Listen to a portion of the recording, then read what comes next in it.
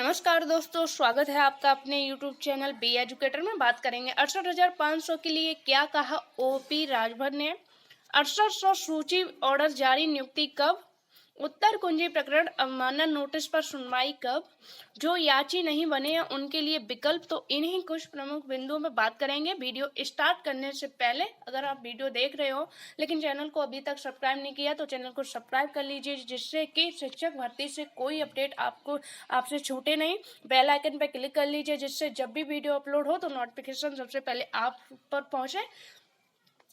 आप लोग वीडियो तो देखते हो लेकिन चैनल को सब्सक्राइब नहीं करते हो, तो चैनल को सब्सक्राइब भी कर लीजिए। अब बात करेंगे 68,500 के लिए क्या कहा ओपी राजभर जी ने। तो 68,500 जो एग्जाम हुआ था वो वर्तमान सरकार, जो बीजेपी सरकार है, उनके द्वारा संपन्न कराया गया था। 68 जो शिक्षक भर्ती हुई थी, एग्जाम हुआ था, और इसका एग्जाम हुआ था 2018 में। 2018 से 2022 आ गई है, यानी 4 साल कंप्लीट हो गई हैं। और आने वाले समय में भी इन सीटों पर अभी तक कोई भी निर्णय नहीं आया है। और आप जो है वर्तमान सरकार से तो अब कोई उम्मीद रख ही नहीं सकते, क्योंकि आचार संहिता लग गई है। और आगे वाली जो सरकार है वो ही आपके पक्ष में कुछ सकारात्मक परिणाम दे सकती है, या फिर आप जो है न्यायालय से ही जीत सकते हो। 2 विकल्प आपके पास हैं।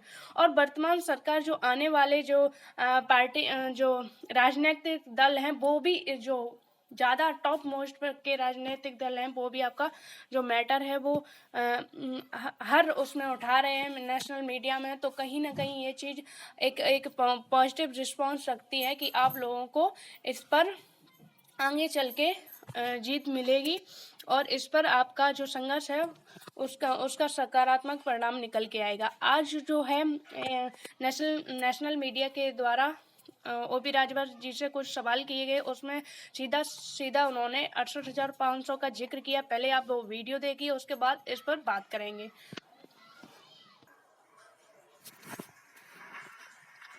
देखिए, पिछड़े भागने का कारण है कि डिप्टी सीएम केशव प्रसाद मौर्य जब 69,000 शिक्षक भर्ती होती है, 68,500 शिक्षक भर्ती होती है, 27% रिजर्वेशन पिछड़ों का, 22.5% रिजर्वेशन दलितों का, इन लोगों ने उसका हिस्सा लूट लिया।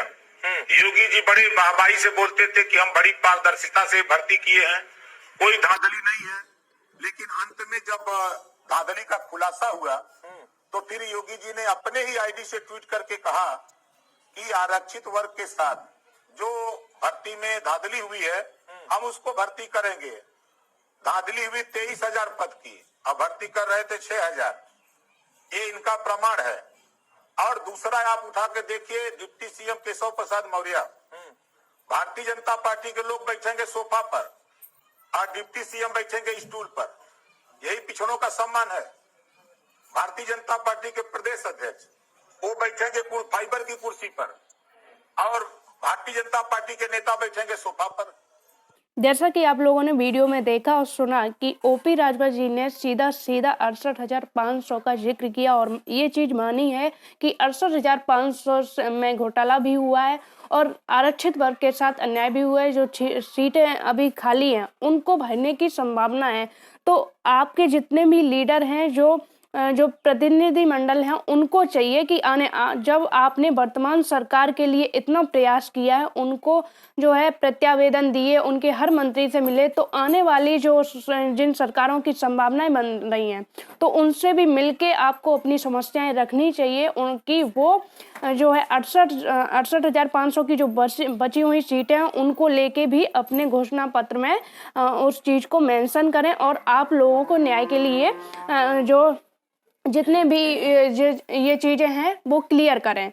तो इससे उम्मीद है कि आप लोगों को इसमें आने वाले समय में आप लोगों को इसका सकारात्मक परिणाम निकलेगा, क्योंकि एक राष्ट्रीय पार्टी में, राजनीतिक पार्टी में आपका जो मुद्दा है वो बहुत ज़्यादा हाईलाइट है, उनके माइंड में ये चीज़ें हैं। तो आप लोगों को अपना संघर्ष जारी रखना है, और इन जो मंत्री हैं और जितनी भी राजनीतिक पार्टियां, उनको जाके अपनी समस्याएं बतानी है। तो हो सकता है कि जो नई सरकार बने और न्यायालय से भी आपको जीत मिलके आपका जो संघर्ष है उसका आपको सकारात्मक परिणाम मिले। अब बात करेंगे 68 सूची ऑर्डर जारी। तो 68 सूची जो आरक्षण की सूची जारी की गई थी, उसका ऑर्डर जो है वो जारी कर दिया गया है। उसमें सीधा सा क्लियर लिखा है ऑर्डर में कि जो 68,500 की बची हुई सीटें हैं, उन सीटों में से नहीं दी गई हैं ये 6800 सीटें। तो अब इसकी नियुक्ति जो है उम्मीद है जल्द होगी। लेकिन अभी जो है, अभी विभाग जितना भी है, शिक्षा विभाग, वो टेट की परीक्षाओं की फॉर्मेलिटीज में जितनी भी प्रक्रिया है उसमें व्यस्त है। मेरे द्वारा कई बार उत्तर कुंजी को लेके भी पूछा गया, और तो उनके और इसको लेके भी कि 6800 सूची कब तक जारी हो सकती है। तो उनके जो बाबू वगैरह हैं, उनका साफ सा कहना है कि अभी हम जो लोग हैं, हम जितना भी विभाग है वो टेट की परीक्षा में व्यस्त है, उसके बाद ही हो सकता है कि उससे पहले ही आपकी सूची जारी कर दी जाए। लेकिन जिस तरह से जानकारी मिली है वो तो यही है कि जो अधिकारी हैं वो अभी टेट की परीक्षा में व्यस्त हैं। अब बात करेंगे उत्तर कुंजी प्रकरण अवमानना नोटिस पर सुनवाई कब। तो उत्तर कुंजी प्रकरण पर आपको सभी को पता है 2-3 अवमानना नोटिस यानी कि कोर्ट ऑफ कंटेम्प्ट जो है दाखिल कर दिए गए हैं और लगातार किए जा रहे हैं, जिनकी सुनवाई संभवतः कल थी। लेकिन कल छुट्टी होने के कारण इसकी सुनवाई, जितने भी इसमें प्रक्रिया थी, वकील जो टीम है, लीगल टीम, उनके द्वारा सारी वकील को जानकारी दी गई और सारे पक्षों को जितनी भी फॉर्मेलिटीज थी उनको पूरा करते हुए पूरा अपना जो एफिडेविट वगैरह है वो सब कुछ जमा करते हुए इसकी सुनवाई जो है अब मंडे को संभावित हो सकती है। तो कोर्ट ऑफ कंटेम्प्ट के लिए जो जितने भी किए गए हैं उन पर सुनवाई पहली की जो है वो मंडे को होने की संभावना है।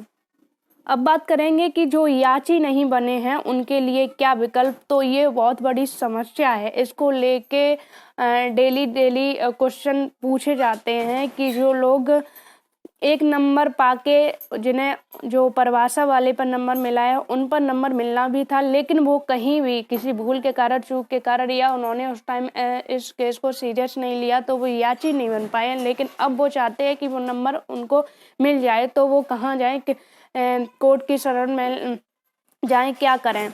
तो उन लोगों के लिए सीधा सा एक विकल्प है। वैसे तो जो डबल बेंच है उसने साफ सा कहा है कि जो ऑर्डर फॉलो किया जाएगा वो सिर्फ 25/8/2021 यानी कि 25 अगस्त 2021 को उत्तर कुंजी इलाहाबाद डबल बेंच ने उत्तर कुंजी के फेवर में 1 नंबर दिया था और वो ऑर्डर रिलीज कर दिया गया था। तो उसके बाद जितनी भी याचिकाएं पड़ी 1 नंबर के लिए, तो उन पर अभी तक कोई रिलीफ नहीं मिला है।